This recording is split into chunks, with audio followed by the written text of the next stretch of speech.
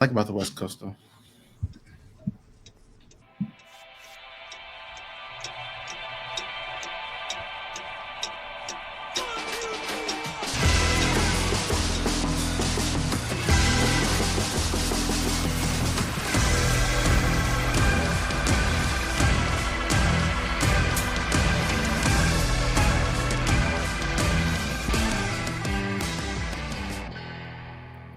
Hello, hello, hello. Welcome back to The 12. This is a show about the Women's Super League, aka the highest division of women's football in England. We're here to discuss all things WSL, both on and off the field. Each week, we'll be breaking down games, showcasing stars, and highlighting important stories surrounding the game. My name is Deepti, and I'm here with my co hosts Mark, Tombaum, and Treb. And this week, it's about another one biting the dust. In a new article by Emma Sanders of the BBC, she's reported that unfortunately, the Blackburn Rovers have had to withdraw from the Women's Championship next season because the club owner, Venky's, is unwilling to meet the league's requirements on facilities, player welfare, and staffing. Basically, they don't want to invest and spend the money that it takes to be a team in this league, and therefore Blackburn has to withdraw. Mark, you brought this to our attention, so I'm going to have you kind of take over. But I just want to say this is not the first time we've heard of this. In fact, just last season, Reading, once they got relegated to Championship, they also had to withdraw and not play in like that league and that competition because they didn't have the funding to do so. Um, and that's why actually there were only 11 teams rather than the 12 in Championship this season. So yeah, Mark, take it away. Yeah, so actually, I'll actually start on that note with the Reading situation because if you recall, the Reading that announcement or news broke kind of like a couple weeks before the season began. I can remember it kind of catching us off guard, and so the deadline to decide if the club wanted to meet license requirements and retain their Tier 2 status was Monday, May 19th. It's actually my mom's birthday. But so I guess that deadline came and went, and the club or the club's owners kind of reviewed their finances and decided that they did not want to or could not meet those minimum requirements. Now I think a part of the story that's interesting for me is that there are now minimum requirements for staffing. For well, first, every team in the top two divisions have to be full time. And so, for those of you who don't know, there's a lot of women's teams, especially in the lower divisions, that the players are part time. They train like a few days a week. Like this is something I've heard like Steph Hooten and Farrell Williams talk about on their respective podcasts, like making that jump from being a part time player to a full time player, right? Like as you go up in the ranks. And so, I guess the WPL has, kind of put down that there have to be, a minimum amount of contact hours for the players. The facilities also have to be brought up to a certain standard. And, I guess Venky's, the owner, decided that at this time that would not be something that they can afford. So, yeah, it's again, this is second year in a row that this is happening. Um, Now WPL is in conversation with Sheffield United, who was relegated from the league. Now there are two teams that are due to come up into the championship: Nottingham Forest and Ipswich Town, who won their respective divisions in the third tier.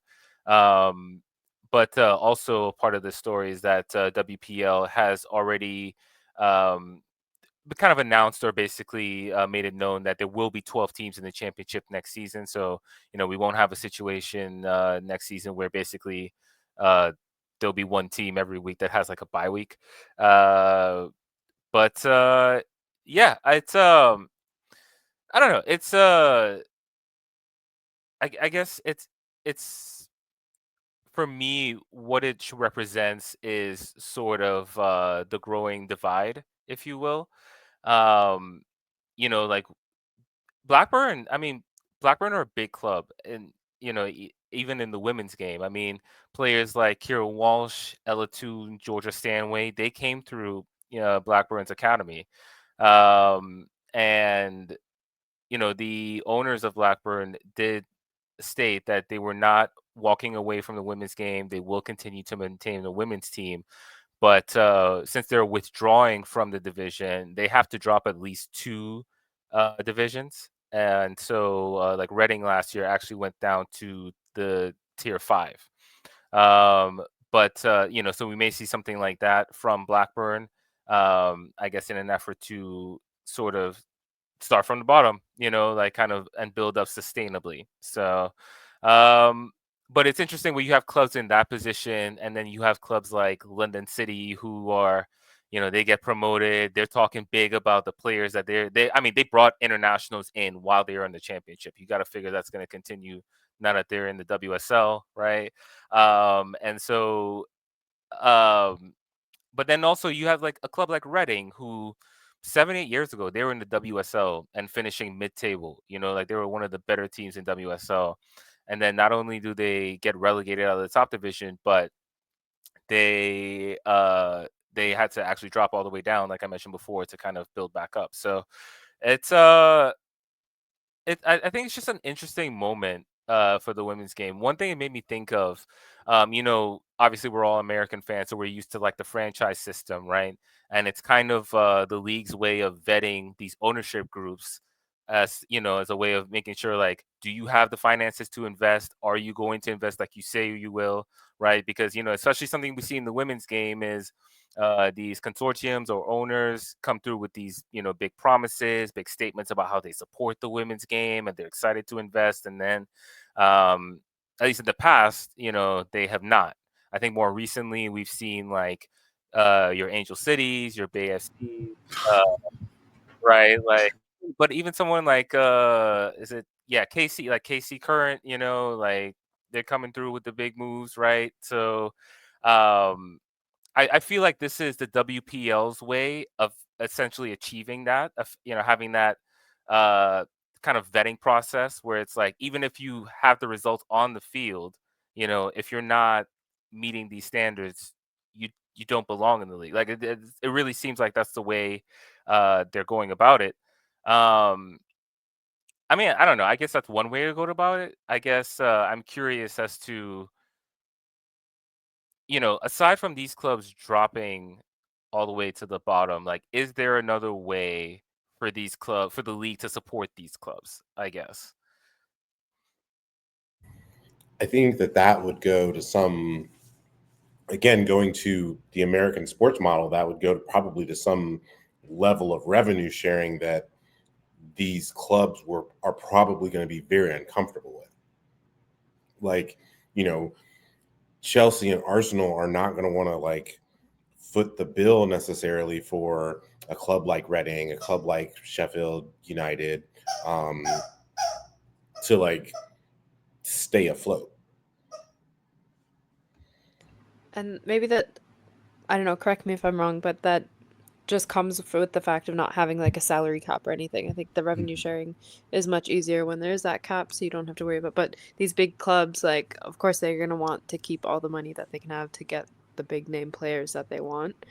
Um, but besides like how the league can help them, what actually first came to my mind was thinking about how like other outside investors can help. And obviously we know that Alexis Ohanian or Mr. Serena Williams has just invested in Chelsea. And I'm like, what if he uses that money to invest in like a smaller club, you know?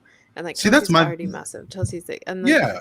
we've seen what Ryan Reynolds and Rob McElhenney have done with Wrexham and like gotten promoted 3 years in a row, and that was like a team that almost no one had heard of until they did invest in it, and went from like a non-professional league or like national league all the way up to now they're in championship. So yes, it's nice that they are putting money into, or like Mr. Williams is putting money into a women's team, and he has backed women's sports for a long time, but I feel like there are other ways to like actually grow the game and not still give like the richest even more.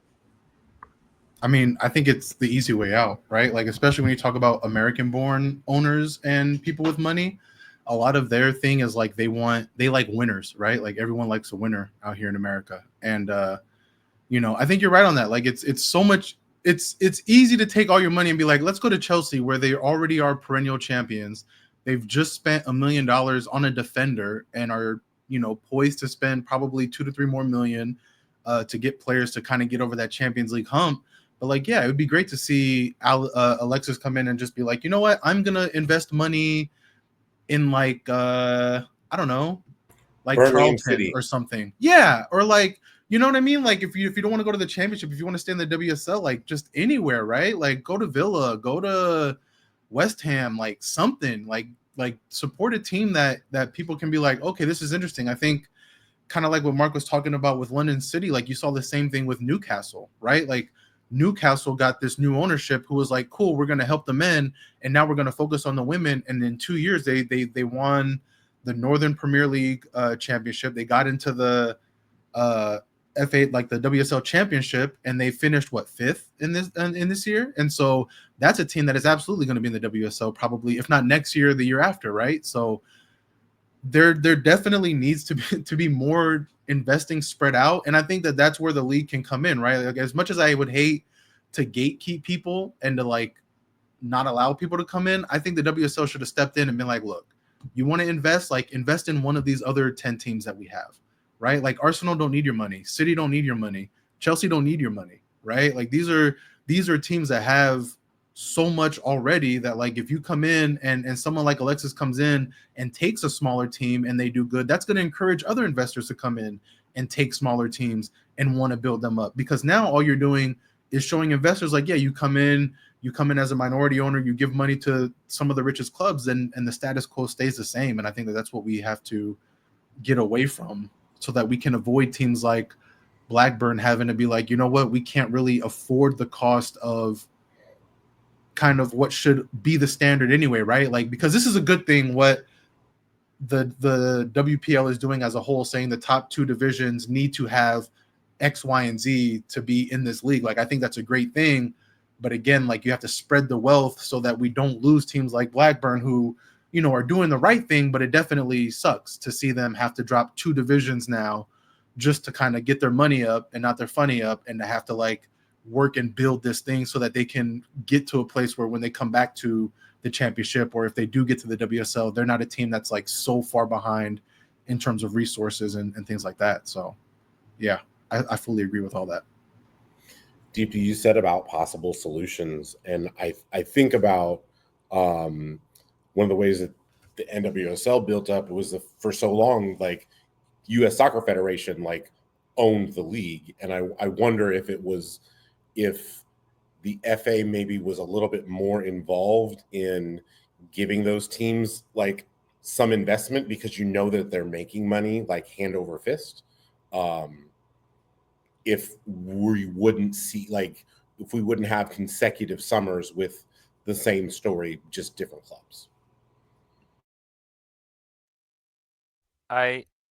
Did you want to say something, DG? No, go ahead.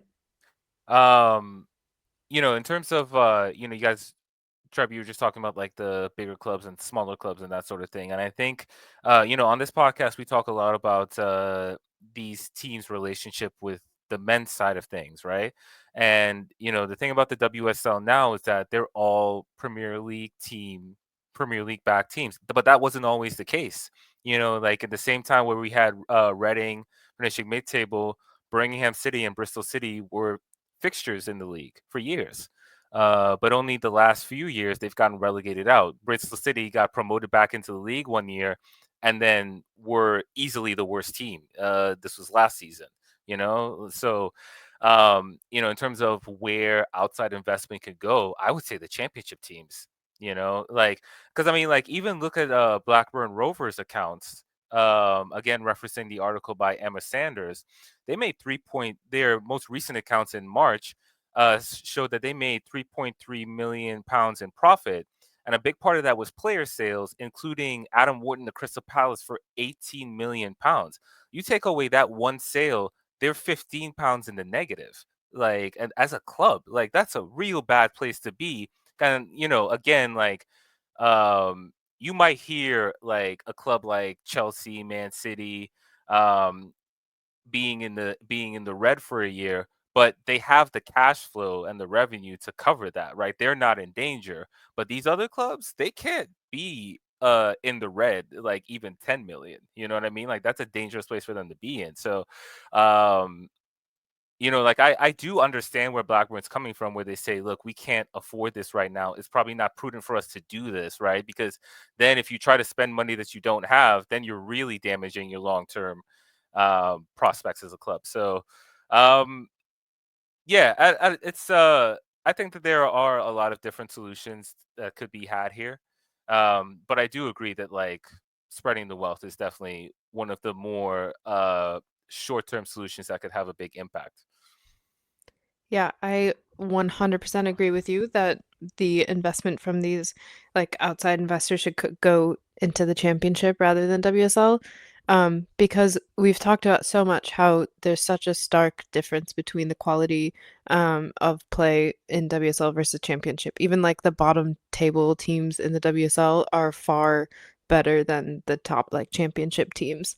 And so with more investment in championship, you'll get more of that parity and more of that excitement that the fans want and that we keep saying. And that makes like the domestic cups more exciting. That makes just overall like relegation promotion battles more exciting. And we see that already with like we can say what we want to say about Michelle Kang.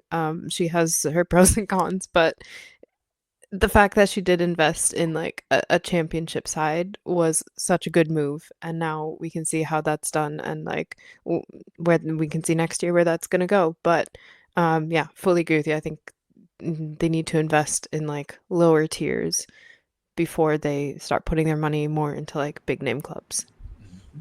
And it sounds messed up, but like it also gives them more control, right? Like I don't want to pick on Alexis. Sorry, Mr. Williams. Like I know I see you a lot with Angel City, but like but speaking with Angel City, like he's someone that came in as like one of the majority-ish owners, like, but he doesn't have like full control of that team.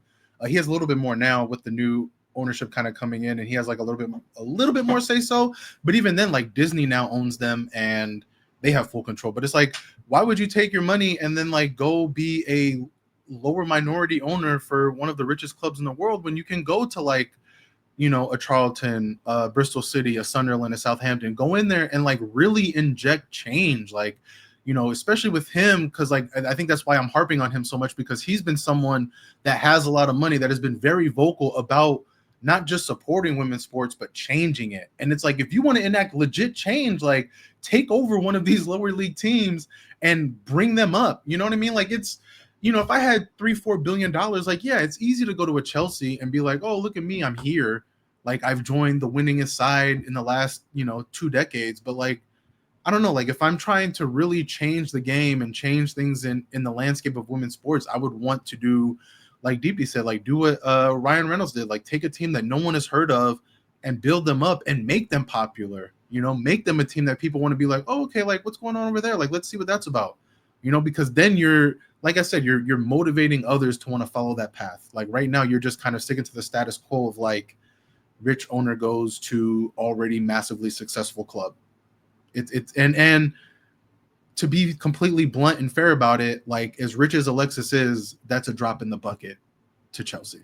What he has to offer is minuscule in their opinion and in their eyes versus what it could mean to a championship side. So.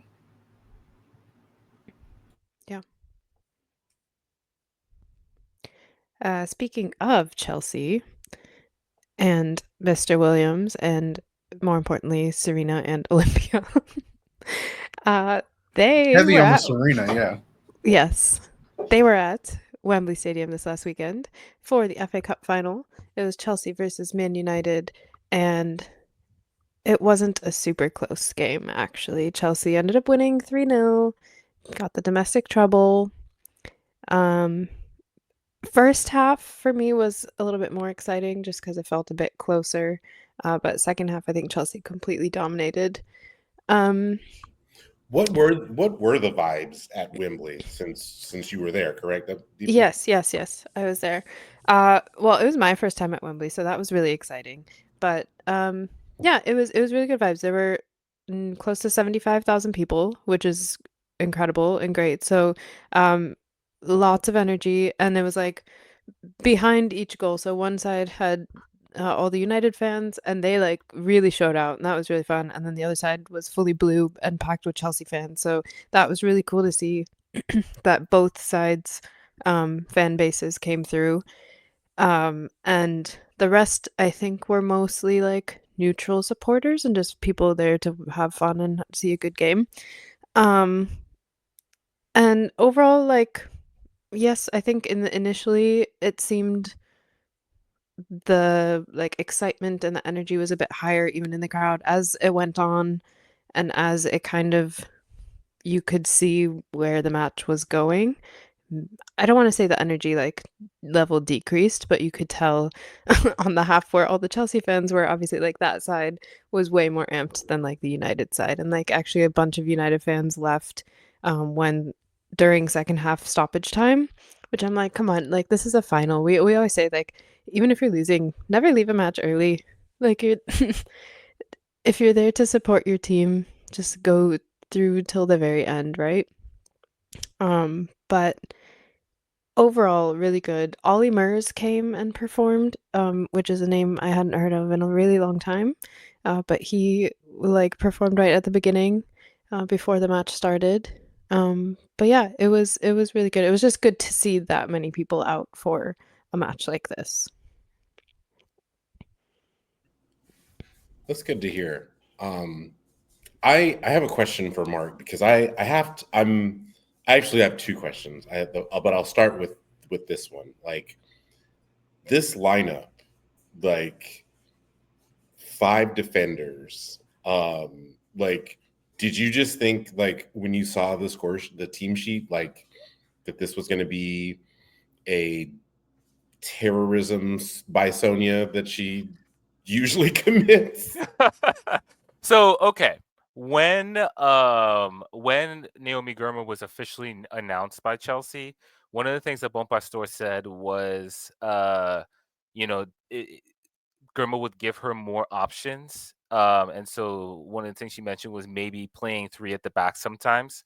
And I do wonder, like we saw three at the back a few times during the second half of the season, but Gurma didn't really get healthy until like the last, I would say, month or so. So um, we didn't see it that much.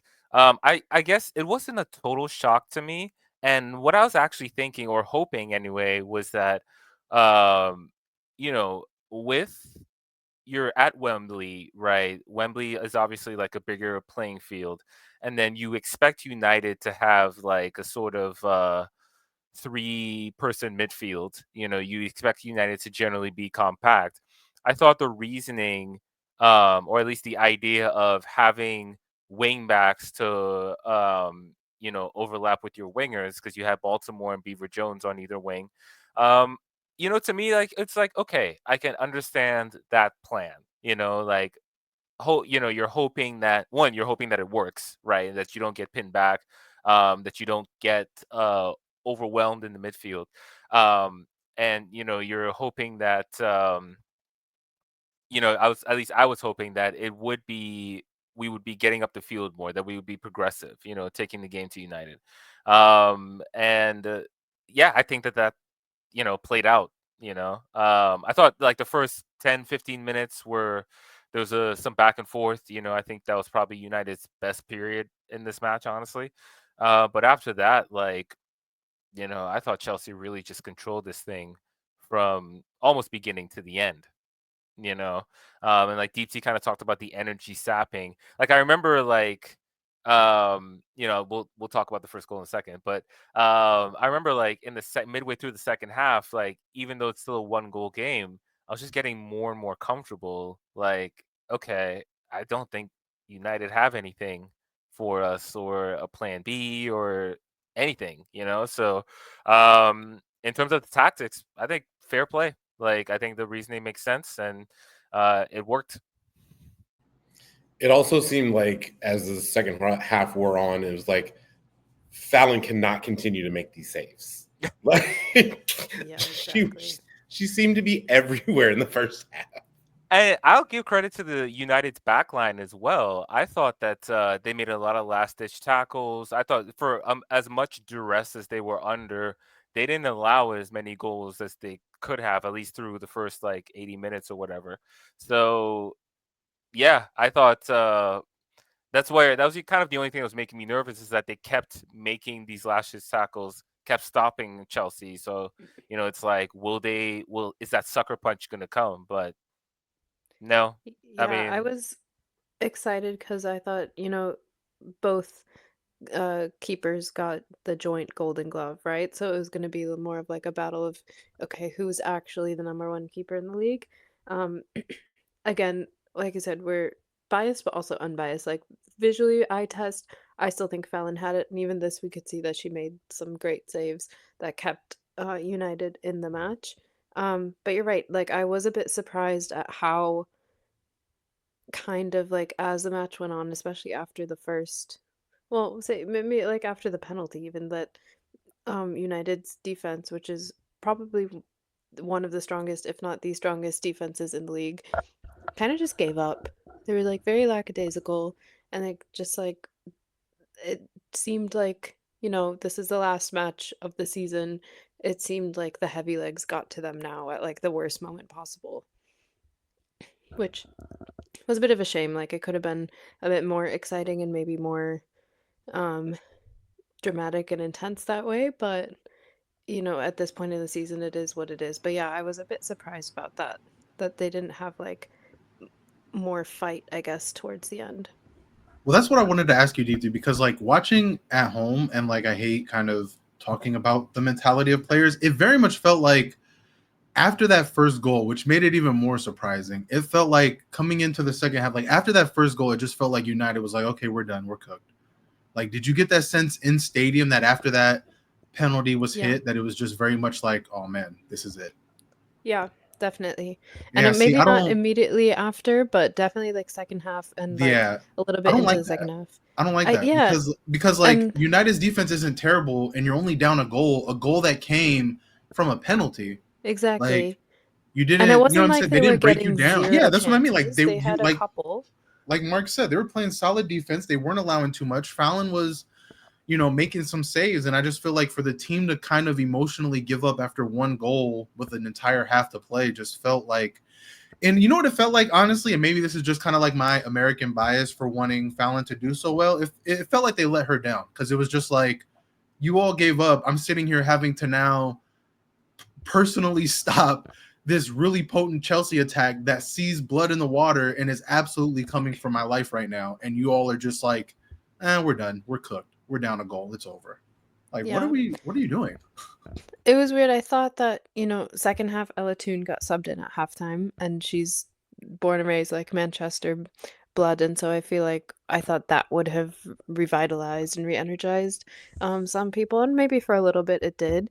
But yeah, that didn't last very long. But I think the other thing that did change the match was when Kat Macario came in, because I feel like she injected just another level of what Chelsea does, and obviously like she scored, she assisted stuff, and so I think she got an assist, right? But yeah, so those were like the two things. One was the penalty, and then the other was when Kat came in that kind of sealed the deal. Do you think that maybe like I'll put this out to the group? Like, do you think that maybe there was an instruct like that Skinner might have like we're gonna score first, and when we score first, we can continue to defend in the way that we do. And because they didn't score first, knowing that they had to chase the game, like That's what it felt like. That's what it felt like. That's what it felt. Because, like I said, that first goal hit, and they were just like, "We're done. We're cooked. It's over." Like it. Well, I wouldn't be surprised if that was the plan. Right. It was no, just like they didn't have a plan B. Like even if that that's was a plan, exactly yeah, they were just like, that's oh exactly shoot, the now vibe what? I got. Everybody got a plan until they get hit in the mouth, and then it's That's like, oh shit. And I think, I mean, to be honest, I think their plan A ran out after like 15, 20 minutes, right? Like but yeah, I completely agree with that's exactly what I thought. It's like there was a plan A that didn't work, and they were just like, well, let's just hope we can keep them off the board. And that's not a real plan, right? Like that's not. I Not definitely have against some thoughts. Chelsea. Huh? Yeah, exactly. I have some thoughts about United that I'll definitely get into, um, but let's get into this penalty. So, Yeah, uh, I don't know what Bazet was thinking because that is terrible to well, like. you know what that is to me? Like United at that point had been under pressure, right? They had been like mostly defending for at least 15, 20 minutes. And that's just an attacker in a defensive position. It's like there's certain things where it's like instinctively defenders know it's like they'll they might do a lunge, but then be like, oh shit, I can't do that. Whereas Bazet is just going for the ball because she's not used to being in the box, right? Like that's what it felt like to me. And it's like, I know you're supposed to argue and so all, but that was so stonewall. Like VAR was available. They didn't even send her to the monitor. Like that was as clear as penalty as possible. And then Sandy Baltimore picks up the ball, and I'm like, okay, this is a Okay, decoy. Decoy, yeah.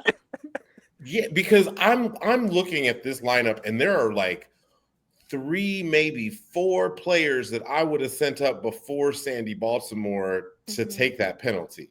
Like what were your kind of thoughts on, well, first of all, like who does take most of the penalties um when they are on the pitch? So that's a good question. I know at the beginning and like going back to last season, it would be Gul Wrighton, but like she's like not even really in favor anymore. So, like looking at this lineup, I would have guessed. My guess was Myra. I would also think maybe Cuthbert or Kira Walsh, Yeah. but you know That's what? so Fair funny. play. Those are the three players I literally said like while I was at the match, and my friend who I was with, we were like, okay, who's gonna take it? And I was like, maybe Cuthbert, maybe Kira Walsh, maybe Myra, and then Sandy took it, and we were like, what? Yeah. But I mean, fair play to Baltimore because one, she takes a lot of set pieces for Chelsea. She got an assist. She got the assist on Cat's goal. And I mean, she's I think she's Chelsea's Player of the Year. I believe she was voted by the club for Player of the Year. It was either her or Aggie, but her and Aggie I thought it was with Cuthbert. Chelsea's. Oh, was it? Oh, that's right. That's right. But Baltimore and Aggie were Chelsea's representatives for the league player of the year. So like fair play to Baltimore, honestly, and I think what I loved about this for her was that she got to play in a forward position, and when Neem Charles came back into the team in the winter, we saw like 1 or 2 games where they both played, they do the overlap thing on the left. I was hoping we'd see more of that, but um and I kind of wish Paul Pastore had leaned into that more leading into Barcelona, but it is what it is. Maybe lessons for next season, but yeah, I mean Baltimore, she's a forward. That is the position she played before she came to Chelsea. So like it should really be a surprise to see her excel in that position, but it's nice for her to remind people on this stage that like, yes, I am a forward. I should be in the forward line. Well, and I think that like it was really you pointed out in the last show that Jade Riviere not being available was going to be like huge for United, and Mannion is not it. She was food. Like Yeah. Baltimore was playing with her. No, there was even one time in the second half, United was trying to build out the back on the right side, and Letitia like just passes the ball to the wing where the fullback should be, but Mannion didn't step up, and the ball just went out of bounds, and you can see Letitia just giving her the business, like, and so, but it's also why, like, if you're missing one of your most important players who's a fullback, why would you sit back? Like Yeah, it doesn't that. make sense. Yeah, mm. like you like play into the advantages that you do have, like by doing something different. Exactly. Just be more in the front foot, pressing more. But I mean, we've talked about this on this podcast. Like, what does Mark Skinner really do? Like, what are his tactics really besides sitting back and being tough to beat? I mean, I that's was that's what he's been doing in this league. Like Yeah. in his previous stops, like he was a route one guy, and like that's when you had Sid LaRue in her prime, and you could do that. But I don't. Yeah, that's maybe not the best thing. I was kind of surprised that Elatun didn't start actually. And especially because Miyazawa was starting, and I have said a few times on previous episodes, when they start together, United plays even better, and they really play off each other really well. So yeah, I don't know if she had like had a knock or something, and especially considering it was like obviously it's a final. She's like homegrown girl. Like I was very surprised that she didn't start. Um, so yeah, it just seemed like whatever plan A was maybe not even the best plan to begin with. But then they didn't have a plan B or C, and just tactics were a little bit meh and like not really all put together. And so it wasn't like the best time to have one of their worst games of the season. That's yeah, that's really what it felt like too. Cause I mean, I'll be honest, like from a Chelsea perspective, this is maybe I think this is my favorite performance of the season. Like I mean, we talked about it, but I was not expecting Chelsea to be out here and dominant. Um, and I was definitely thrilled, but I do think it's a disappointment from United. I'm a big believer in like finals and you know the occasion and all that, and especially like something to end the season. Um, but I think this was just if this was like a microcosm of where United are at, I think they just have a long way to go, to be honest, especially when it comes to not only catching up to Chelsea, but even like really catching up to Arsenal and City, like actually staying there. Because we've seen United finish this high before in terms of the league table, but then, you know, followed it up with a fifth place finish, and they're going to be in Champions League next year. So one of the things, so watching on the broadcast, you see Chelsea go up the stairs to collect their medal and so forth. They shake hands with, is it Olympia is her name? Yeah. Yeah. Serena You shake Williams. hands with Olympia. I guess the Monarchs are there. I don't know how that goes. But also Chelsea's co-owners were there, Todd Bowley and Bedat Iqbali. What's funny about that is earlier this season there were reports of a rift between those two guys, like, and maybe of a power struggle happening in Chelsea. But they put on brave faces and they made the appearance. Took all the pictures, did the right thing. Meanwhile, Jim Radcliffe nowhere to be found.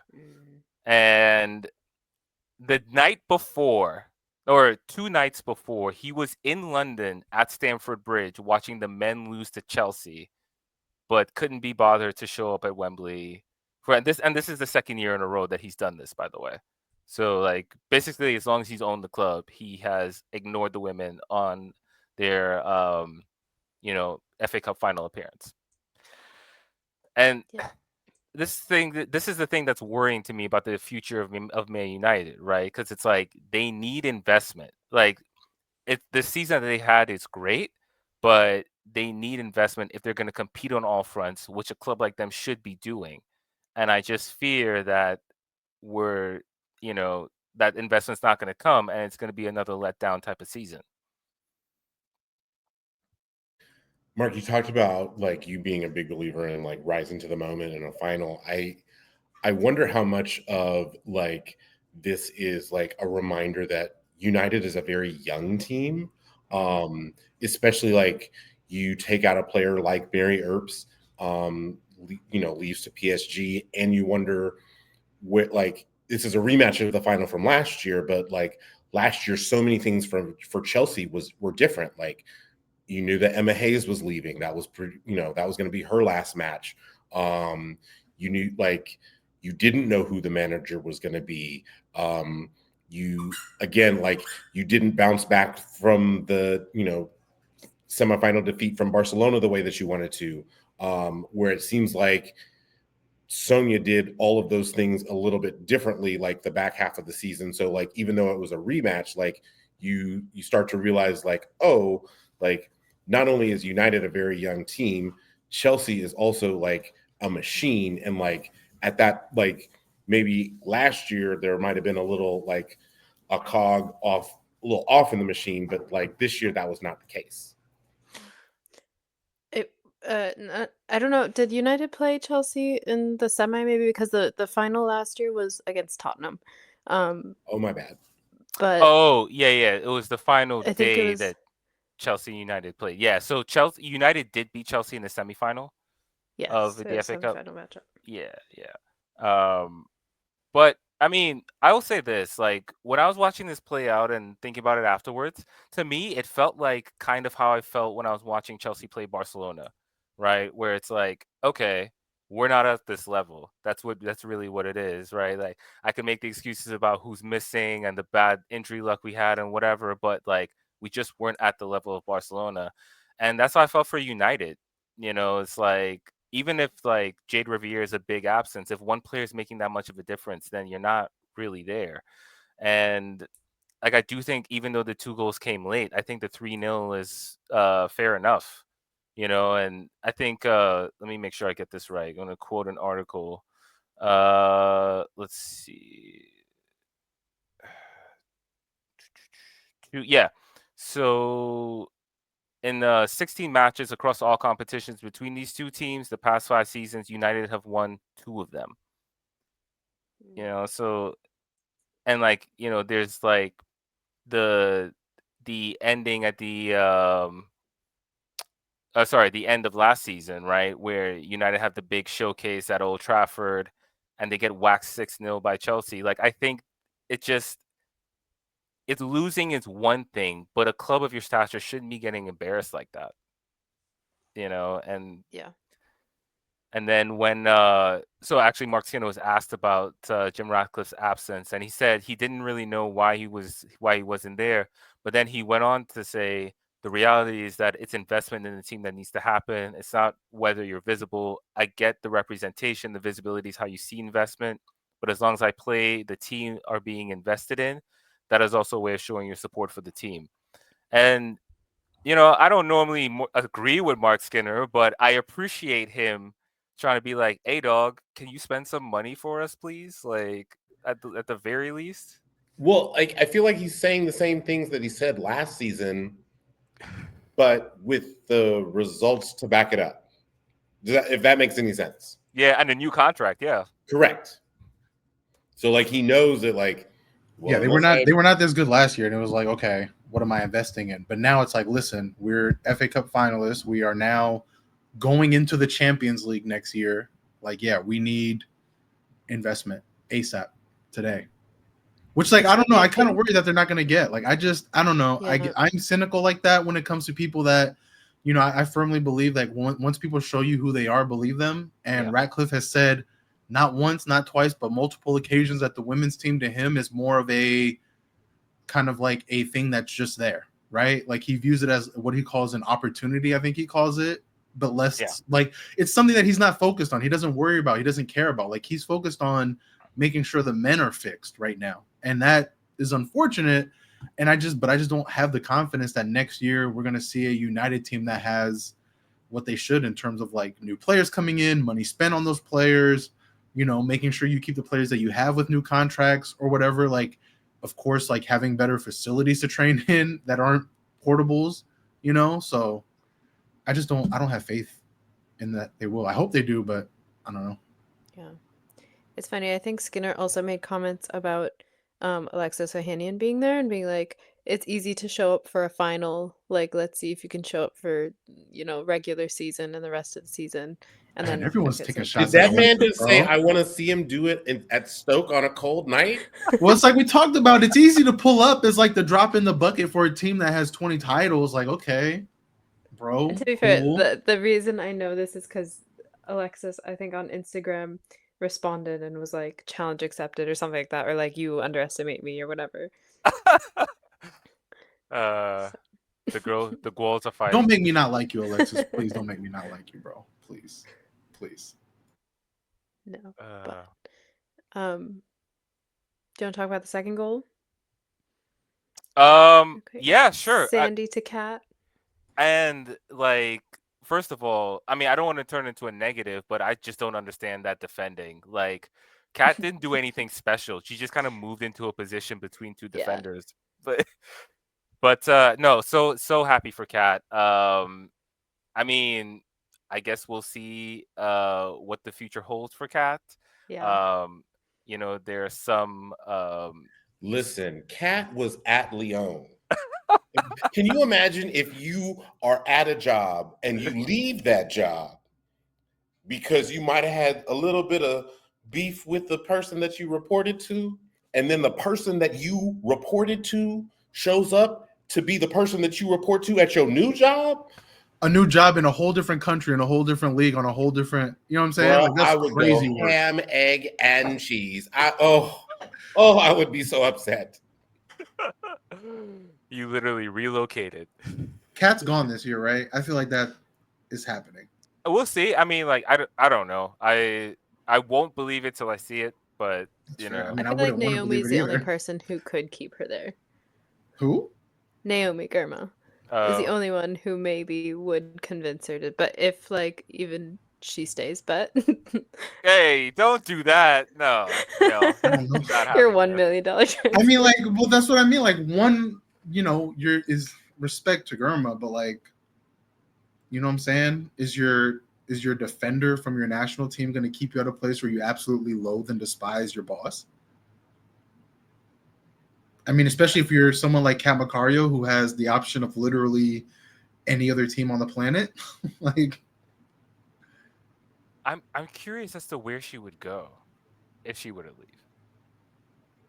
I mean, because she left Lyon at the height of their Champions League, right? Right. So, like, her winning stuff, she's shown, like, she wants mental and emotional peace more than she wants titles and trophies, right? Which I think is fair. Like, I think every player should have that. So she's proven she doesn't mind leaving a place. But I do think Kat is also the kind of player that wants to be on a winner, right? Like, she's not going to transfer to United.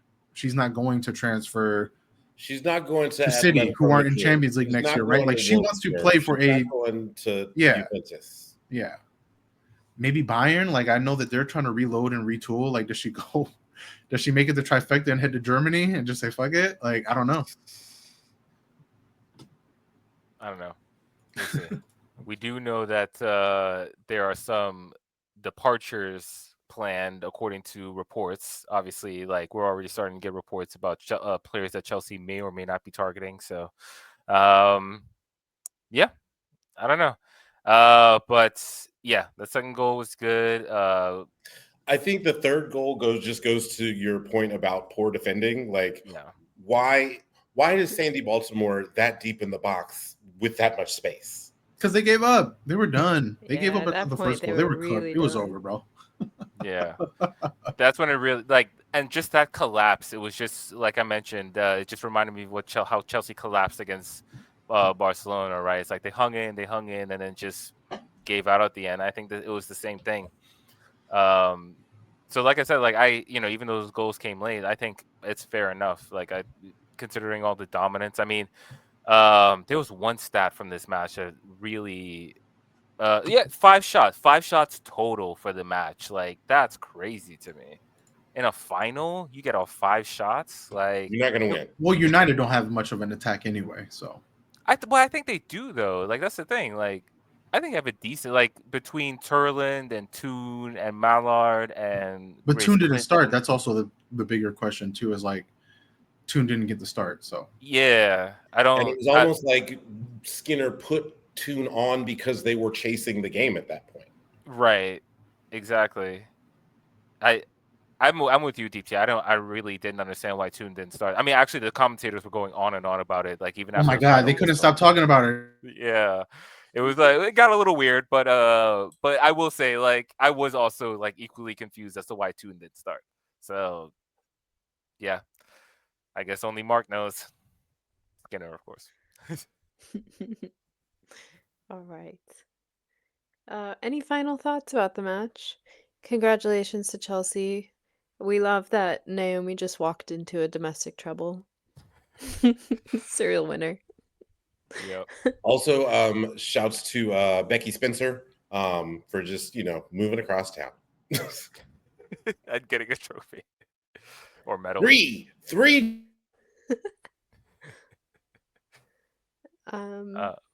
Yeah. Anything else? I was just gonna say 30 domestic matches for Chelsea, unbeaten, 3 draws, I think it was, in the league, and 27 wins. So that's a nice way to end the season. Yes. And of course, Chelsea social media went off with their locker room celebrations, the line dances, and whatever else was in there. Those all white I was women were doing. cutting up. The Take Me Home Country Roads remix. I don't know. I didn't see a video from this one, but that must have been played several times. I still have no idea why that song is Chelsea's like go-to when they win a trophy, but all I'm singing about West Virginia. That's so weird. Do they even know where West Virginia is on the map, respectfully? Like, what is happening? No, probably not. They don't know what West Virginia is. Most Americans don't know where West Virginia That's what I'm Yeah. saying. That's how I know they can't point to The West only Virginia on the two map. people on that squad that know where West Virginia is are Ashley Lawrence and Khadijah Buchanan, and that's because they played soccer I was gonna say, they at played the University at of University West Virginia. Yeah. And even they are probably like, listen, And they're Yeah. Canadian, so they didn't find that out until they were Until they got 19. there. That is funny to me that they ended up in West Virginia. Like, how? I can't imagine that process. All right. Well, let's move on to some just news from around the league. I think this is good news that the relegation or promotion relegation is going to stay through and beyond 2026. I know there was the idea of them temporarily removing relegation from the Women's Super League and Championship, but that is no longer being pursued. There was a lot of backlash about this, and especially in England and in Europe, they're very like pro rel, and did not like the idea of potentially not having relegation as something to like try to avoid during the season. Sometimes bullying works if you do it for the right reasons. Moral of the I story. mean, we were talking about this before we started recording, but like, if you want proof of how slippery the slope can be, look no further than Mexico, who are right now undergoing lawsuits because on their men's side, they decided to suspend their relegation and promotion that was supposed to end this year, that then got extended to next year. And now the lower league teams are like, well, wait a minute. We see the writing on the wall. You guys don't want to bring relegation back, do you? And so now lawsuits are beginning because they very much want, that pro rel system. And I think this was something we talked about when the news first hit, which is like, as American sports watchers, like once you go to that closed system, it is hard to convince these rich owners to then go back to risking that money that they're getting every year. That, we talk about this probably worldwide, but like in America, especially, that consistent paycheck, you know what I'm saying? You don't want to give up that consistent paycheck once you got it, if you got the option. And so I think the people, in England understood that. I think a lot of UK fans understood that. And of course, I think a lot of lower league teams understand that. Once you close that, you can say all you want, like, no, we're going to firmly come back in 4 years, 3 years. You're not going to come back.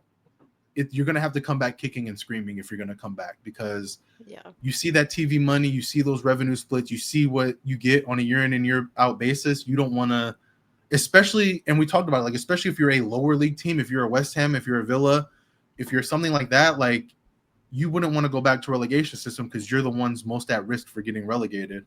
If you're Arsenal, City, Chelsea, like, you really don't care because, it's going to take something monumentally bad to happen for you to even be close to relegation zone, right? So like, to you kind of are in your own little closed system. You know what I mean? Like, you're there, like, you're not going nowhere. But like, for some of these lower league teams, like, yeah, had you done that, they would have zero motivation to want to go back to the old ways. So I think for the way that football is perceived in the UK and for the way that the fans like it, like I think this is what they like, right? Like pro rel is their thing. They like it, they enjoy it. It brings excitement to the game in their eyes, and I think that, you know, this was the right decision to make sure that you preserve that football heritage over there. You know, you don't want to do too much. I think that there are other ways to help, you know, like we talked about earlier, there are other ways to help kind of spread out investment and lift all boats in this tide that we have. And so I'm glad they avoided that, because we wouldn't be seeing it. It honestly would have been ass out for teams like Newcastle and you know, teams like that who are in the championship right now that are scratching on the door of the WSL. They would have been left out, and I think that would have been really unfortunate. Agreed.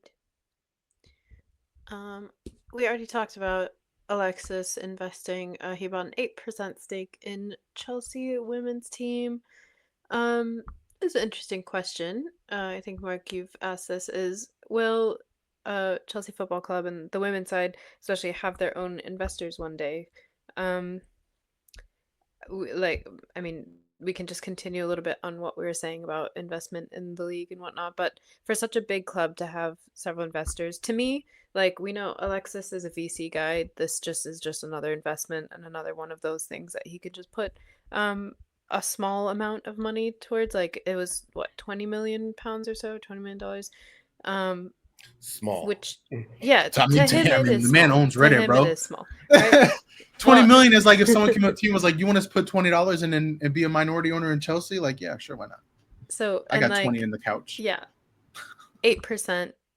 Like we said, he's probably not going to have much say in like any really important matters. It's literally just another investment for his portfolio. But Mark, why don't you answer like that? Your own question is just, will they have their own investors? Is that a good thing to open it up to several people like that, or is it better to have some of these like just, I guess, conglomerates or solo ownership, in especially for like the big teams, like these big billionaires?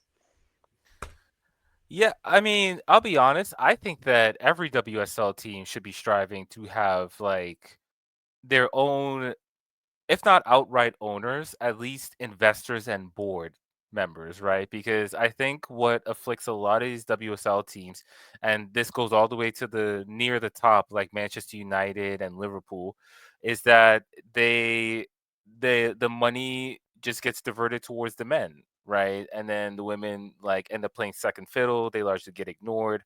And you know, it kind of, we see the results of that. So um like in the short term, Chelsea are fine.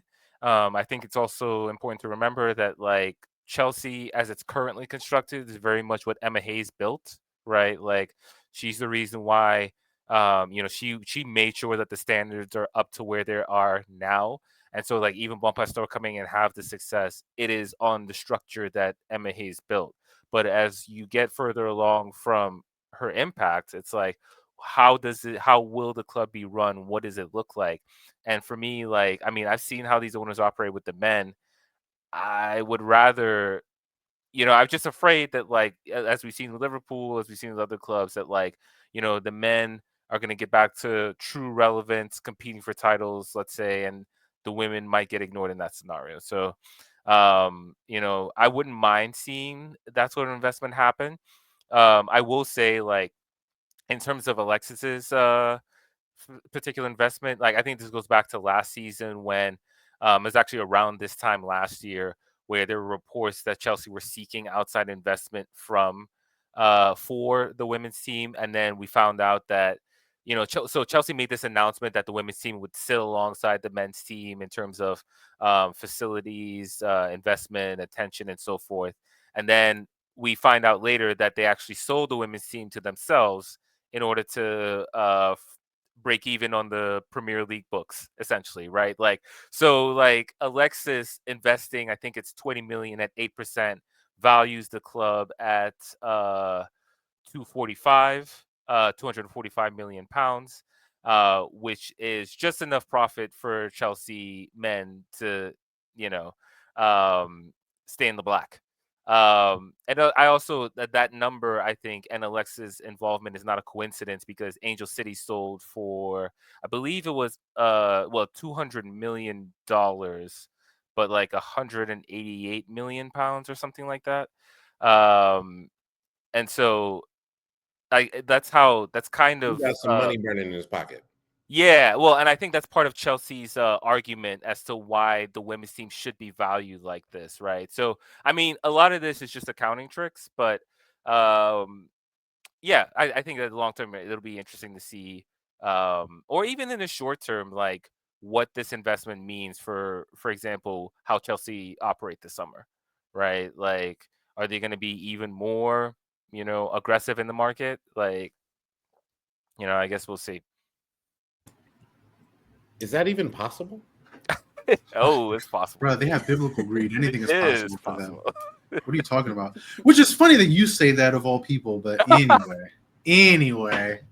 I think Mark is right to some degree, right? Like depending on the club, you want to kind of separate things. I'll be honest, just like from an Arsenal perspective, I like where we're personally going instead, right? Like we did the whole separate board, kind of like separate everything and try to do the same club that way, and it just didn't, as successful as our women's side was, like it just didn't feel right. And like now what we have like the last few years of what has been dubbed Project Arsenal, right? Which is like bringing in the women's team, making sure like there is no more like Arsenal Football Club women, Arsenal Football Club, like it's just Arsenal Football Club, period. The men, the women, the youth, the reserve, like it's all the same. And we have different, well, we did have different boards. From what I understand, like they are also doing a shift in that regard where the one that just came in, I forget his name now, that came in on the men's side, he's going to start kind of taking over responsibilities on the women's side. But I think for Arsenal in particular, like that works for us, right? Like we're very much a club that has always valued our women's team, and like we've always tried to treat them as fair as possible. And now, we are one of the first clubs that was like, yeah, you can play pretty much all of your games at the Emirates. Like this is your stadium too now, right? And so like aside from the odd, schedule conflict, which at that point, as messed up as it sounds, like you do expect the men to kind of have that edge, right?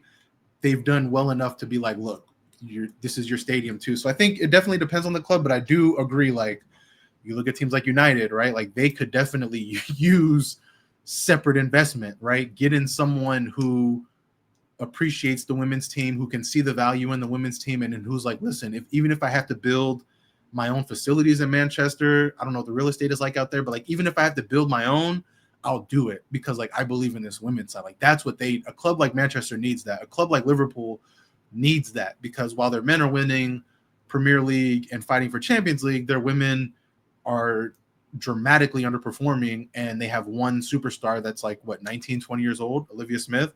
And like, that's no disrespect to Taylor Hines, but like just you need a little bit more firepower to go up against, the Chelseas, the Cities, the Arsenals, even as they found out this year, like even the Brightons apparently, and teams like that. So like, I think those clubs definitely could use separation in that regard, making sure that you have someone with the money that is going to spend it specifically on the women's side. If you can't have ownership that is willing to fairly do both.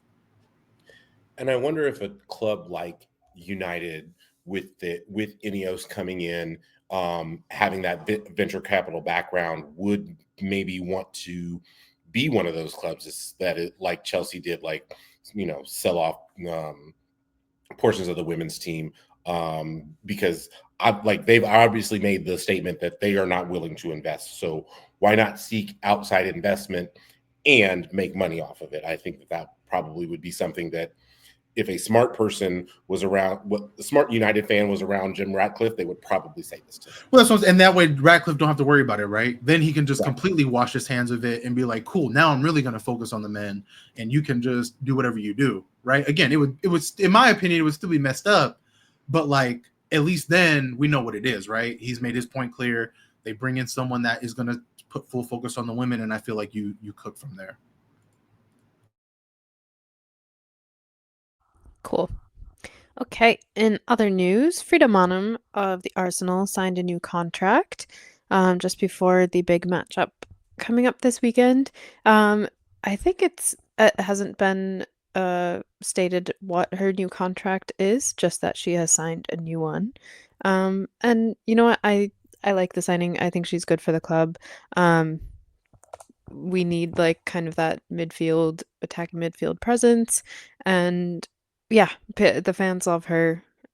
Especially, she had that kind of health scare last season, whereas that one match where she collapsed without any warning, kind of, and just seeing her kind of come back from that and how she's performed and then how the fans have accepted and like seen her and kind of helped her through that as well has been good to see. So yeah, I think she's great for the club, and it's good to see her stay. Treb, any thoughts? I mean, I agree. You covered it. I feel like this is just one of those typical Arsenal kind of extensions, right? Like a player that has come in, that has won over favor with the fans, that had an incredible year under Renee, right? And like you said, we need midfield depth, especially with Kuehl leaving earlier in the season, and it doesn't look like she'll be coming back. And just we need a player that has experience there. Arsenal aren't the kind of club that are going to go out and buy 10 players in a window, right? So I think if you can keep talents like Manum and be like, okay, this is a player that is still young enough to have around and kind of get 3, 4, 5 more years out of, and help players like Kira Cooney-Cross and things like that. So I like it. I appreciate everything she's done for the club. I don't want to see her go. I think that she provides a lot still, and yeah, I'm happy. I am curious to see how long it is. I wouldn't be surprised if it's like a 2-year deal, maybe 3-year deal Yeah. at the most. I wouldn't imagine it's like a 4 or 5-year deal. But yeah, I would think 2 year. yeah, 2 to 3 year, I think probably is what it is. And to me, that's great. Like, keep it moving. Like I said, it feels like a typical Arsenal signing, right? Like just someone that is beloved at the club, that has won over favor and been rewarded for her hard work with a new deal. 2 years would seem like a perfect move for Yeah. both the club and the player. You're wrapping her up until she turns 27, so you're probably like she's 25 now. You're basically supposed to be getting her prime athletic years at that point, and then from there, like whether or not like based off of her performance for next season, you can decide like, okay, are we going to extend her and make her basically a club legend at that point, or are we going to let her walk and go where she wants to go? But I mean, I feel like, and she'd still get value on the open market, like because she's at that point 27, so probably 2 years is probably the sweet spot. Yeah, like in my opinion, she is probably the one that's set to kind of, I don't know if she'll be captain, but like I think she's the one that's set to kind of take over when Little leaves, right? Like I can't imagine we have too many more years with Kim Little. So I see that 2-year deal for that reason too, where it's like, okay, these are probably like the last 2 years of Kim Little at Arsenal. When she leaves, Manum can kind of take that veteran presence in the midfield, kind of like that person that everyone looks to. Like I said, I don't know if she'll get the captaincy because like you still have players like Leah Williamson that's there and things like that. So, we'll see. But I think she'll feel that veteran role in terms of like, okay, this is the player in the midfield at the heart of the team, and that kind of thing. So yeah, I like it. It's not a bad deal. Not a bad deal at all. And then last thing I want to talk about just really quick is that more good news. Goodison Park, Everton's grounds for what was their men's stadium. The men are moving to a bigger, newly built stadium called Hill Dickinson, I believe. But Goodison Park will now be the home to the women's team, and it becomes, I believe, the only women's only team in the WSL, and the biggest one of that, which is super, super exciting. Initially, they were just going to shut down the stadium, and who knows what would have happened to it. But yeah, after having a couple games there this season and seeing the turnout and just the support for Everton women, they decided that the best thing would be to keep the stadium for the women going forward. And yeah, everybody wins. I think it's such a good thing. We've been talking about a lot how they need to have more matches at bigger stadiums, and instead of like calling them, the men's stadium, we call it the bigger stadium or the mainstay. But now this is the women's stadium. which is really fun and really cool. And I saw on Instagram this cute video of like a 5-year-old girl who loved to go to Everton's women's games and at Goodison Park, and she was so sad and was like crying about like her mother was asking her how she felt about Goodison Park, and she just started crying because she was like, I don't want it to go. Like, I love going there and match days. And then her mom was like, well, guess what? Like, it's staying and it's gonna be like the women's stadium. And then yeah, it was just such a cute thing. Like, she was so happy after that and just like couldn't believe it kind of thing. But it just goes to show how much it actually does mean to the fans and all of them. I don't think that there is a club in England, like across the board, like women, men, academy, like that benefited more from new ownership than Everton. Like, Yeah, and Yeah, 100%. just they needed changed- it the worst, and it came out the best way possible. Yeah, for they them. changed the culture of the club in the best ways, and I'm like, especially with the tradition that Everton women does have in this league, like it will be great to see them like in a stadium all their own, that has so much history in it, just footballing history, not just like specific to men, but like footballing history at its prime. And to know that that's part, like that will be a mainstay of the league is huge. The away days too, going to Goodison Park, like, I mean, I'm trying to think, like, I don't know if like Arsenal women have played there before, right? Because like I don't know how often Everton women have played in their home stadium. So I like, think No, usually only they a just handful play of the, times. that's what I'm saying. So like, they this usually is something play that's going to be Merseyside so there. interesting to watch some Yeah. of these bigger teams that like, you know, like we've talked about before that are used to these big stages, like to have Goodison Park with all the history that it has now as a stadium to visit, like that is huge. Like that is going to be so much fun. And that's such a good way to do it too, right? Like you're building your own men's stadium. Like, yeah, don't demolish a perfectly good usable stadium. Like, yeah, let the women use it. Like, Yeah. you know, of course we always want women to have their own and to build their own and to have brand new everything, but also like this is to me the best alternative, right? Like you get to adopt and kind of inherit Goodison Park. Like that's massive. That's massive. That's really good. Yeah. And what Tom was saying was that they really only played the Merseyside derbies there. So we haven't seen a lot of the teams play at Goodison Park, but the last I don't remember if it was last year. I think 2023, the Merseyside derby that they played there had over 22,000 people and 22,000 fans show up, which is massive. Like Goodison Park is like 38,000, as I saw, or 39,000 capacity. So that's a significant portion. And considering the fact that the previous home of Everton women held only 2,200 people, and so a 10-time difference, and just obviously they've outgrown their small stadium and they needed a bigger one.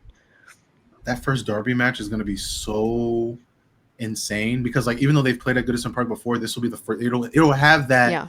energy of like, no, this is our house now, not like the stadium where you like. This is our house now, and you're not about to come into our house. And like, I can't wait. It's exciting. Like just as a pure, lover of football, like this is what football is all about. Shit like this, like this is what gets me excited. So I can't wait. It's gonna be fun. And once again, yeah, shout out to the new owners, the Friedkin Group. They have completely changed the club around for the better, and we love to see it. All Well, right. speaking of what it's all about, YouTube. Last thing, yes, Yeah. on the agenda.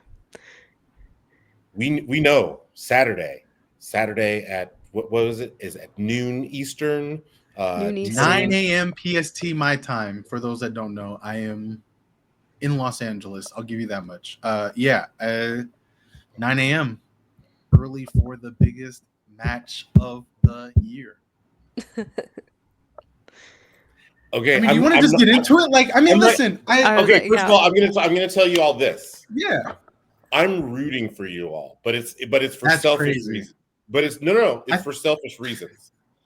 I need you all to raise the coefficient of the WSL with I need it so bad. Like, there's no reason that Liga FA has 4 representatives in the Champions League auto qualifying. No, that's so fair.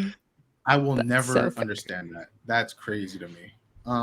I'll be on like it's interesting hearing you say that because I feel like right now a lot of English fans and like obviously a lot of City Chelsea fans are our main kind of the teams that love to hate us the most. Like I think they're in a between a rock and a hard place because it's like, do you root for Arsenal or do you root for Barcelona? And like nobody right now wants to root for Barcelona, right? Like they are the evil empire. So it's just like it's really interesting to see. But like I don't know, man. Like I said it when we talked about it last time.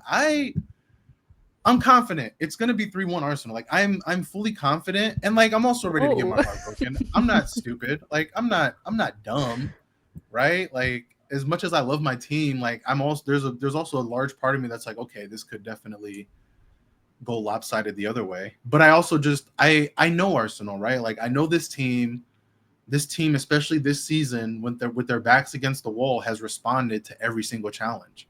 This team, every time this season, when put on the biggest stage, have played to their absolute peak.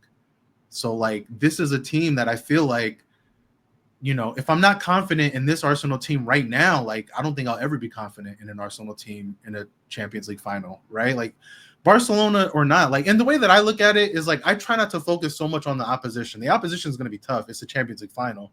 This is the two best teams in Europe, you know, from the tournament, right? So, I mean, no, more than the opposition, it's going to be the occasion. It's just going to be the fact that none that's of them why I have feel probably the most been, confident. Well, Yeah. none of them have been to a Champions League final, but again, like this is a team that has seen big occasions so many times this year, right? Like I mean, just their Champions League road alone, they got the last time we saw Jonas was them getting blown out on the road to Bayern, right? In a match where they looked like they weren't even going to come out their group. And they changed managers, and all of a sudden they win out. They win their group, you know. They advance to the next round. They play Real Madrid. They get upset in what was the nastiest, grossest condition I've ever seen. And then they come home and respond. And then they fumble at home to Lyon and have to go on the road to France, you know what I mean, against a team that literally did not lose at home for the better part. I think the last time they lost at home before that match was literally 2023 when they lost to Chelsea, I think it was, or something. So like this was a team that hadn't lost at home in years, literal years. And Arsenal gave them the business, not just like snuck through. They gave them the business. And so like, yeah, Barcelona are a tough team. This is going to be the biggest match that everyone on Arsenal's team has ever played, for sure. But like Tom said, that I said, like, this is what football is all about. Like, this is what you play for. This is what you want. You want moments like this. Like, they are going in as the biggest underdogs, I feel like, because like no one expected us to be in this final. We're going up against the perennial champions of Europe in Barcelona. And in my opinion, like Real Madrid already proved they're beatable, right? Like Man City already proved they're beatable.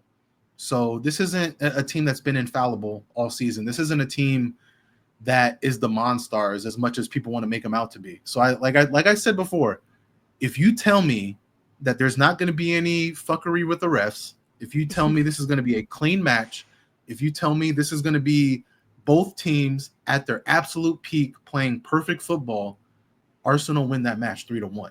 And I am not wavering from that. I firmly believe it.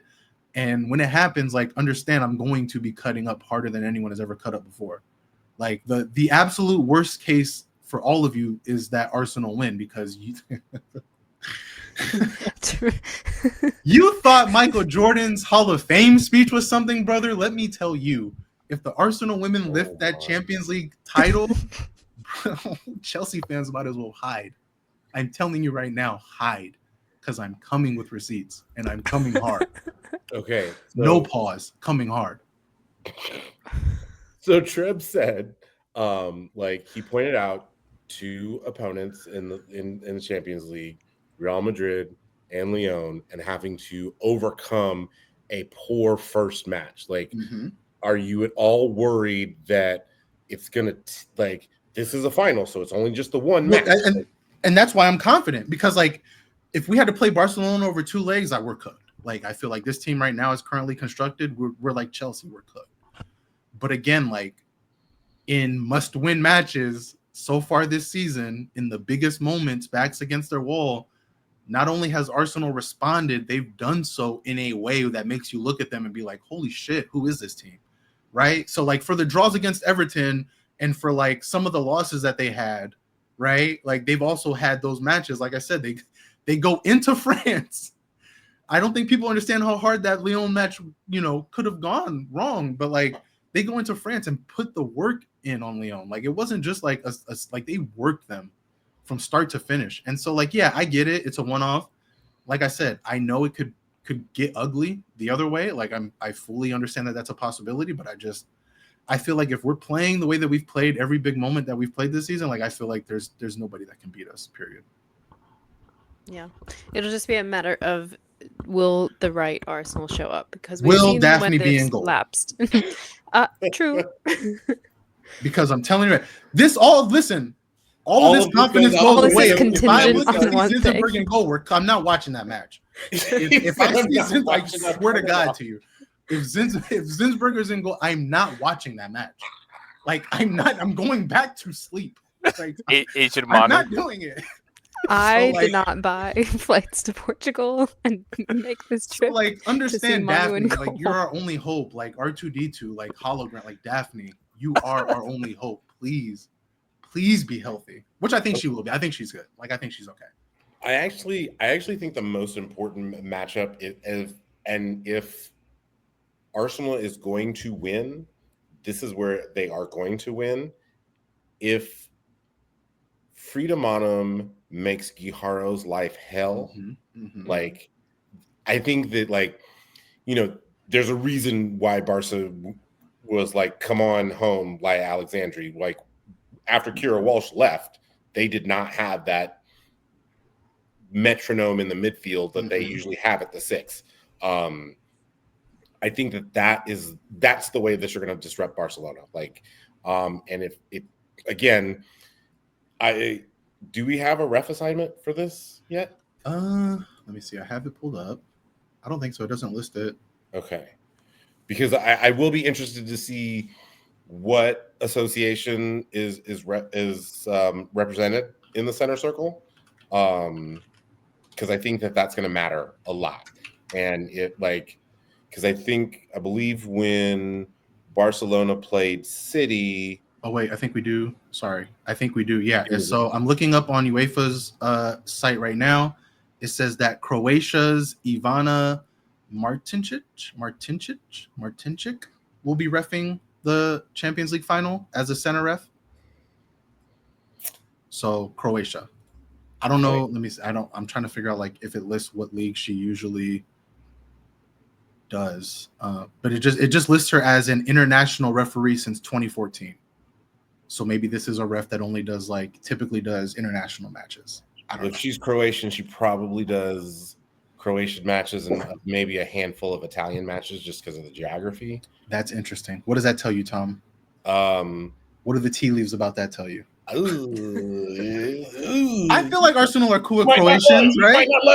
You might not love it. I was just gonna say that because I think that's one of the reasons. Like one of the reasons why City got away with beating Barcelona with the way that they did is they were able to get physical with them, and they had that French ref, and like true, yeah, no blood, no foul type of style. She's probably very used to Lyon like bullying people, and like the last time that Barcelona lost this final, it was against Lyon, and that Barcelona and Lyon beat Barcelona into submission in that match. Like not only did they win the match, they won the fight.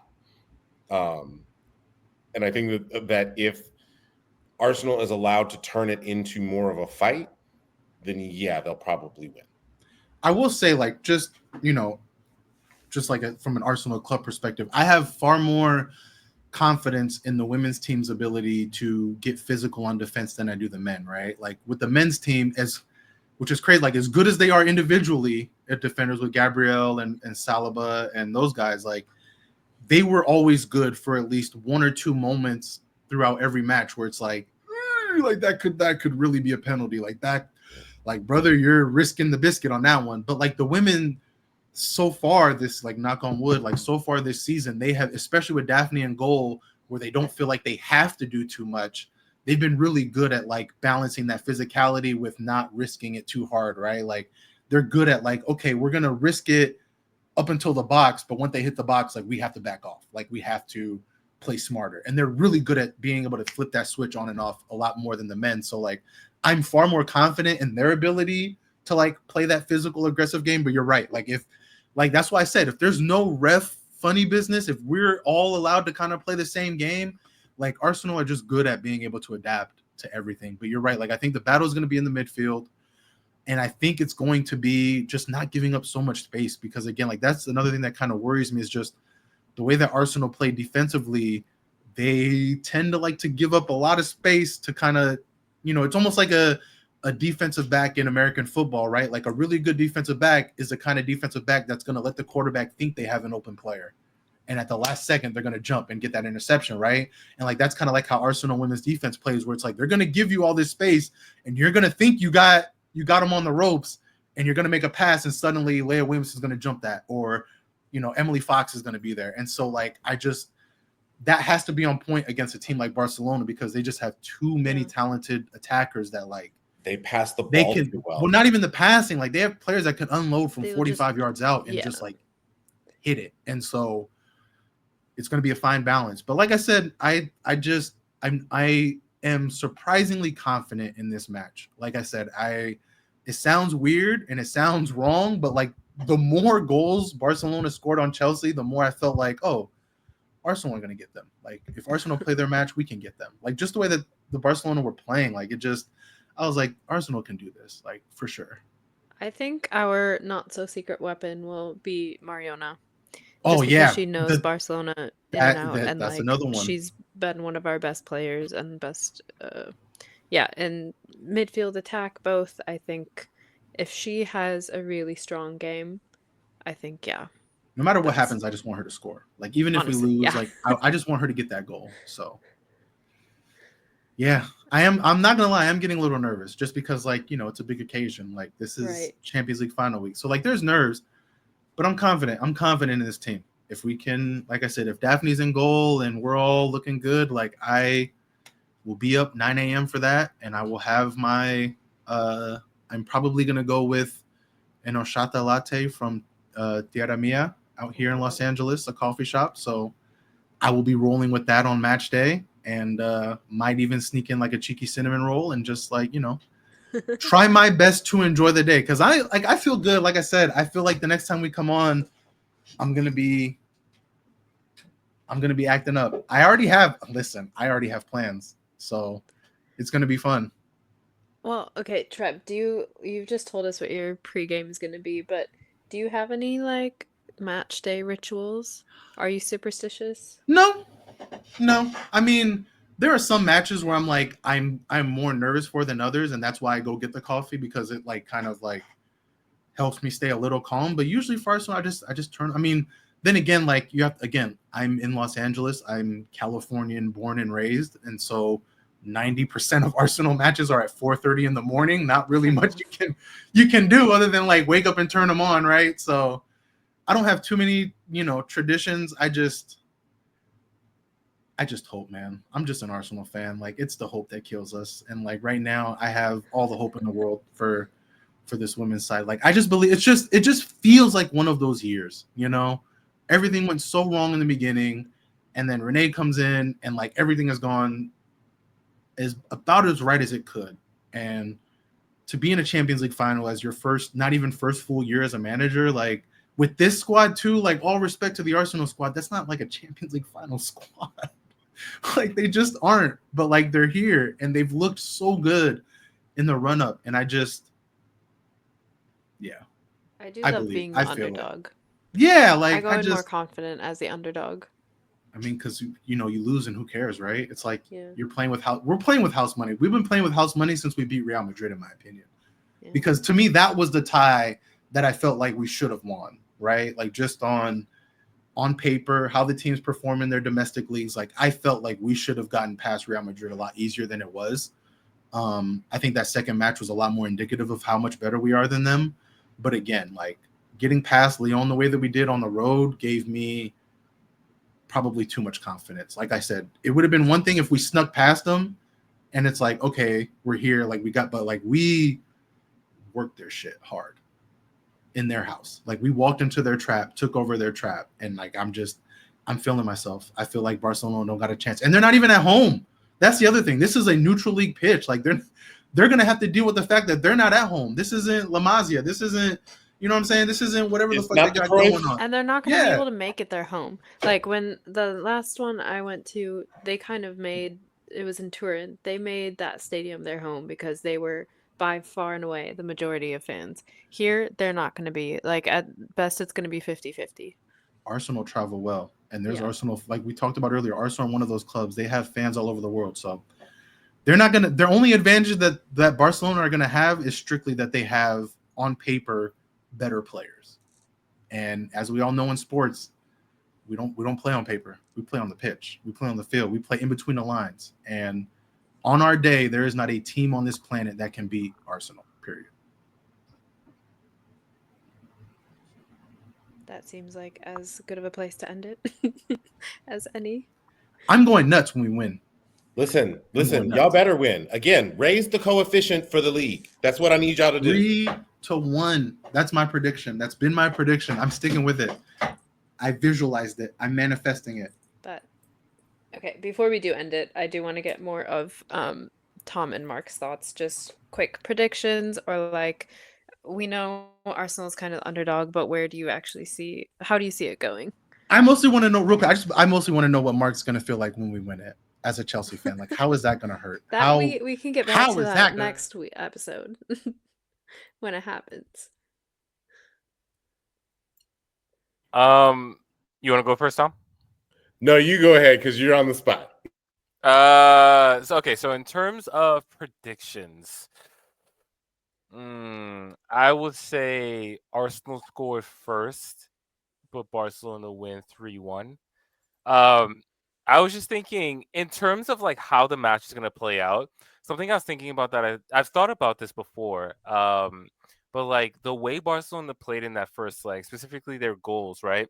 The first goal came kind of as a result of a long ball, and then Paraguayo winning a second ball before I forgot who made the pass that put was it I forget who even scored that goal because it wasn't Pina, she wasn't in yet.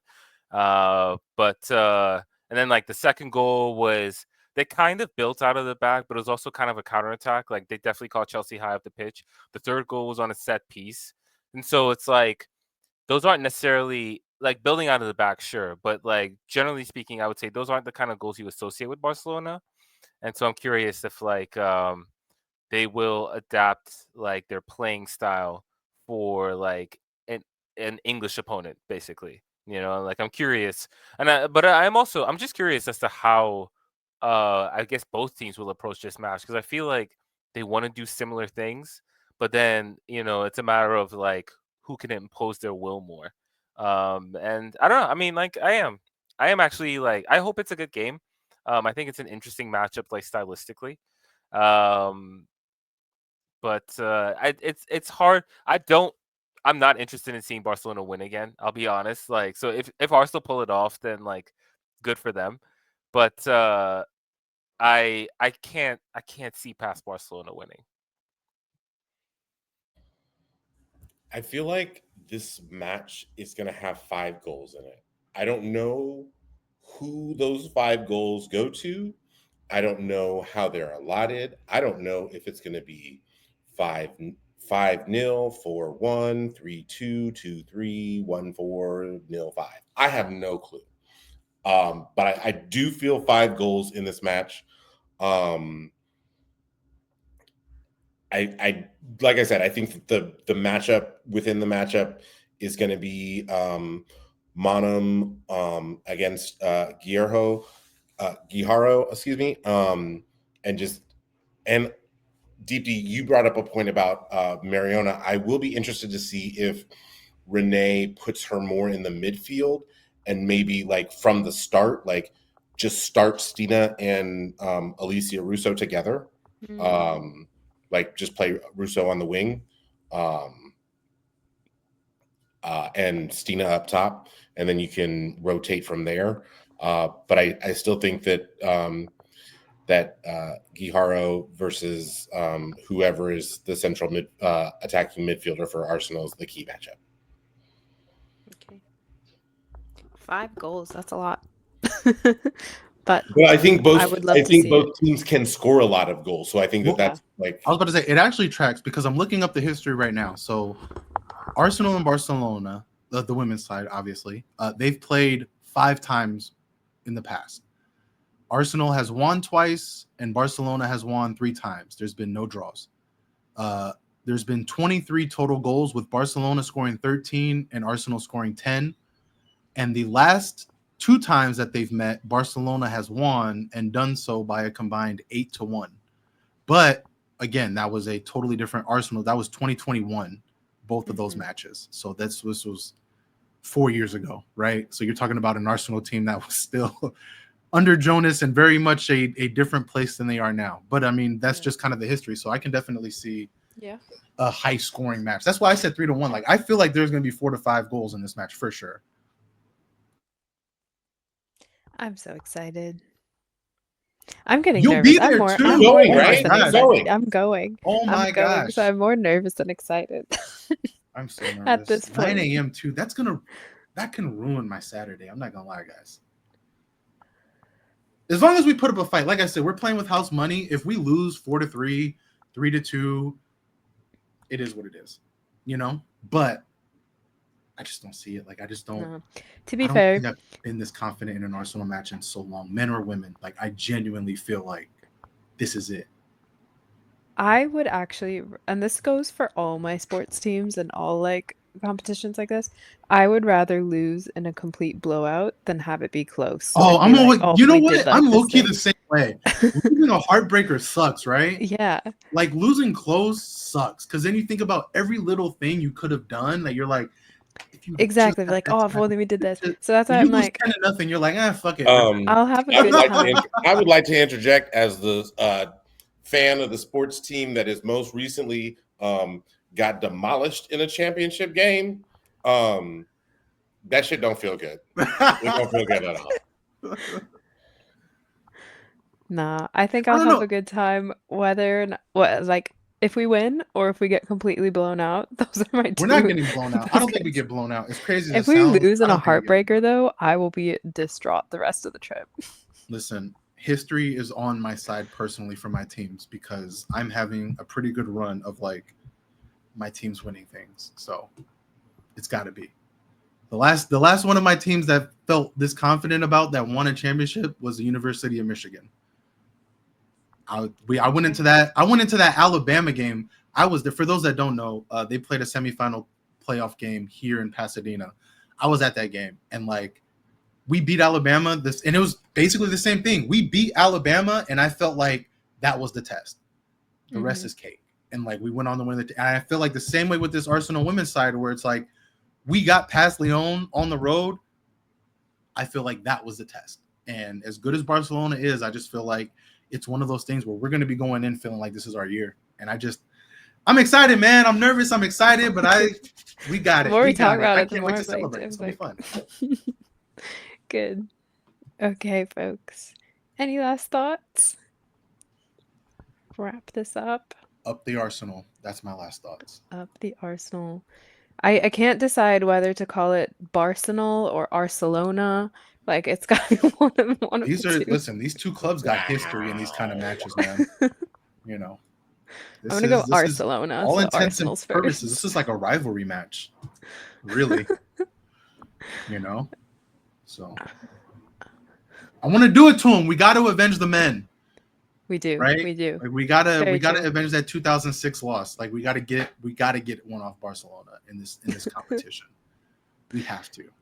What better year to do it than this year? Yep. Oh man. And you know what? The other thing. Barcelona were waiting for their men to win a Champions League for so long, but then their women got it done, and then men did it later. And then that's what's happening now. We've been waiting for Arsenal men to do it for Well, we already have the last ours. several years. No, we do. have I'm theirs. just saying, just for No, like yeah, I know what you mean, several yeah. years. Yeah. And so maybe history's repeating itself, but in this way. But I will say, like I said, man, I'm in a couple group chats with people that aren't Arsenal fans, and when I told them and showed them that picture of Arsenal winning that Champions League, I got a lot of insert LeBron flip phone memes talking about that picture looks like it's 10 decades old. All right, bro. 4K uploading, brothers and sisters. Yeah. You see how they're looking down, right? Because they're in that same group chat. They know what's coming. Oh, they know what's coming. Hit the outro music, Tom. They know what's coming. They know what's coming.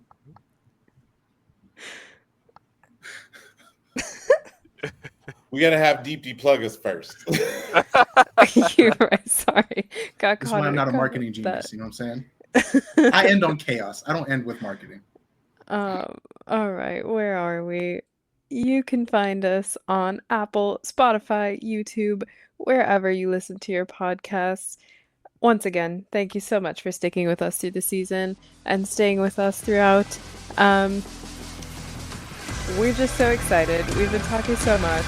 I'm just going to end with our tagline: 12 teams, 6 games, 4 hosts. You've been listening to the 12. See you after the final.